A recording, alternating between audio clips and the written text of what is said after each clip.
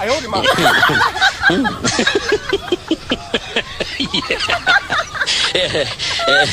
Yun. Ayaw, di ba? Alam mo, kung may naiinggit sa'yo, hayaan mo. Kung may naninira sa'yo, huwag mong pansinin. At kung minamaliit ka, huwag mong patulan. Hanggang dyan lang naman ang kaya nilang gawin sa'yo. Kaya ikaw, mag-focus ka lang sa goal mo. At kapag nakuha mo na yung mga pangarap mo, be humble. Balang araw magkikita ulit kayo. Malayo na narating mo. Samantalang siya, nandun. Naninira pa din. Yung mga taong kung magsalita, akala mo kung sino. Yung kung humusga sa kapwa nila, akala mo perpekto. Yung palaging nakabantay sa mga galaw mo, akala mo anino mo. Malamang, ito yung mga problemado. Ginagawa na lang libangan ang manglait ng tao. Kung tutuusin, mas masahol pa sila sa basura kung tingnan nila sarili nila sa salamin. Kayod na lang ako ng kayod sa buhay. Siguro, dati akong kayuran.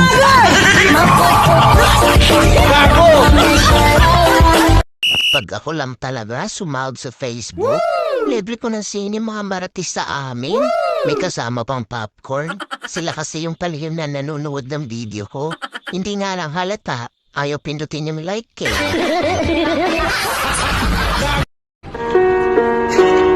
Halos lahat ng magulang, ang ganda ng mga pangarap nila para sa kanilang mga anak. Dahil walang mga magulang ang nangangarap na maranasan ng kanilang anak ang paghirap sa buhay. Kagaya ng naranasan nilang hirap sa buhay.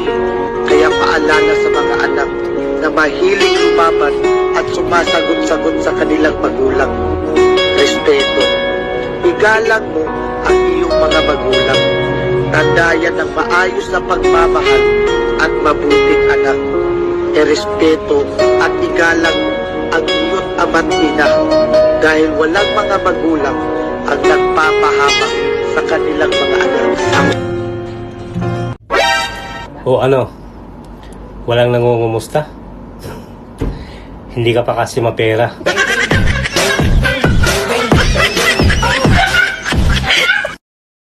Ang buhay sa mundo ay walang katiyakan. Hindi mo alam kung ano mangyayari sa'yo kinabukasan.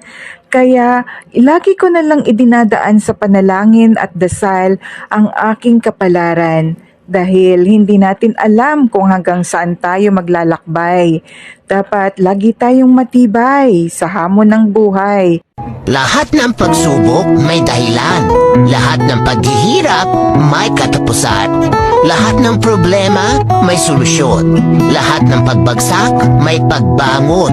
Wala tayong hindi kayang lampasan at pagtagumpayan kapag Diyos ang ating maging sandalan. Huwag maging mapagmataas kung meron ka ngayon. Huwag magmata ng kapwa mo kung alam mo na nakakaangat ka kesa sa kanya. Tulad nga ng kasabihan, bilog ang mundo, hindi pare-pareho ang ikot nito. Baka pagising mo, ikaw na minamata ng tao. Ang lahat ng pinagyayabang mo ay biglang maglalaho sa'yo. Walang permanente sa mundo, tandaan mo. Kahit ikaw pa ang pinakamayaman, pag tinamaan ka ng sakit, lahat yan mawawala sa'yo. Ugaliing maging mapagpakumbaba, meron ka man o wala. Kasi pag nawala ka sa mundo, lahat ng yaman mo maiiwan sa lupa. Ikaw lang ang mawawala. Pero yung kabutihang pinakita mo sa kapwa mo, di yan mawawala. Bato-bato sa langit, ang tamaan, huwag magalit.